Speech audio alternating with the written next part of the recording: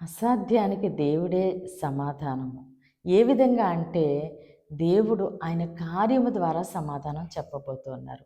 మన జీవితంలో అసాధ్యమైన కార్యాలు ఎన్నో దేవుడు జరిగించి, ఎవరైతే మనల్ని నీ జీవితంలో ఈ కార్యము జరగదు అని మనల్ని కించపరుస్తూ, హీనంగా చూస్తూ, గాయపరుస్తూ, అవమానపరుస్తూ, నిందిస్తూ ఉన్నారో, వారికి దేవుడు మన జీవితంలో కార్యము చేసి జవాబు చెప్తూ ఉన్నారు.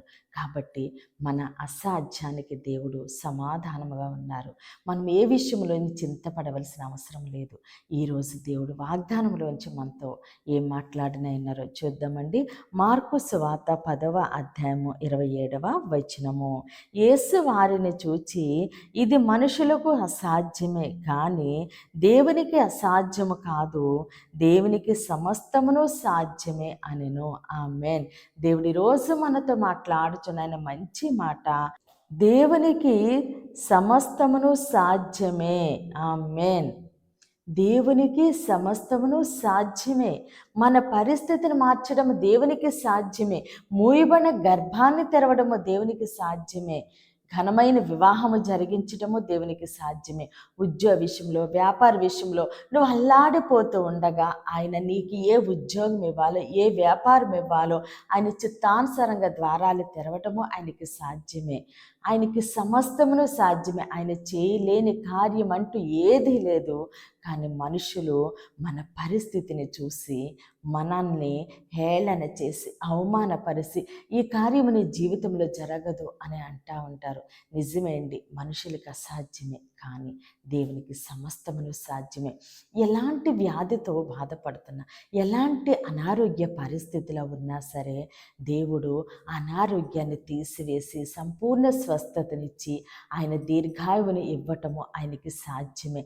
ఎలాంటి పరిస్థితినైనా సరే మార్చడము దేవునికి సాధ్యమే. నువ్వు ఏ భారంతో ఉన్నావో, ఏ బరువుతో ఉన్నావో, మోయలేని మాటలు లేదా మోయలేని భారము, చెప్పలేని సమస్యలతో నువ్వు అల్లాడిపోతూ ఉండగా, నువ్వు ఎప్పుడైతే దేవునికి నీ సమస్యను అప్పగించావో అది నీకు అసాధ్యమే కానీ దేవునికి సాధ్యమే. నీ పరిస్థితిని మార్చడం దేవునికి సాధ్యమే. ఇది మనుషులకు అసాధ్యం, దేవునికి అసాధ్యము కాదు, దేవునికి సమస్తమును సాధ్యమే. కాబట్టి ఎలాంటి పరిస్థితిలో ఉన్నప్పటికీ కూడా ఆ పరిస్థితిని దేవునికి అప్పగించినప్పుడు దేవుడు దీవించి ఆశీర్వదించి మన పరిస్థితి మార్చి అనేక మందికి ఆశీర్వాదకరంగా నిలవబెడుతూ ఉండగా సమస్త ఘనత మహిమ ప్రభావాలు మనము దేవునికే చెల్లిందామండి. కొద్ది మాటలు దేవుడు మన వెనుకల్లో దీవించి ఆశీర్వదించునుగాక. ఆమేన్. ప్రేర్ చేసుకుందామండి. అందరూ కన్నులు మూసుకుని ప్రేర్లు ఏకీగా ఉంచండి. మహోన్నతుడ మహాగణుడ పరిశుద్ధుడానికి స్తోత్రాలు వందనాలు తండ్రి. ఇచ్చిన వాగ్దానం మా జీవితాల్లో నూరంతలుగా ఫలించునుగాక. దైవజనుల వారి కుటుంబాలు, సంఘాలు, పరిచర్యలు యేసు నామములనే దీవించబడునుగాక. యెరూషలేముకి యేసు నామములనే క్షేమము కలుగునుగాక.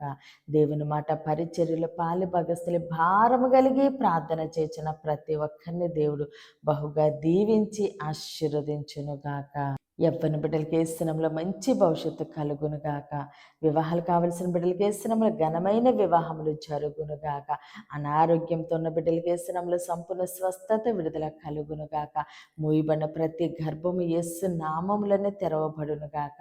అయ్యా, దేవుని మాట పరిచర్యలో పాలుభాగస్తులైన ప్రతి ఒక్కరిని నీ చేతులకు అప్పగిస్తున్నాను తండ్రి. వారి జీవితాల కార్యాలు జరిగించి ఘనత మహిమ ప్రభావాలు మీరే పొందుకోమని యేసుక్రీస్తు అతి పరిశుద్ధ నామమున బ్రతిమాలి వేడుకుంటున్నామా తండ్రి. ఆమేన్, ఆమేన్, ఆమేన్. దేవుడు మిమ్మల్ని మీ కుటుంబాన్ని దీవించి ఆశీర్వదించునుగాక. ఆమేన్.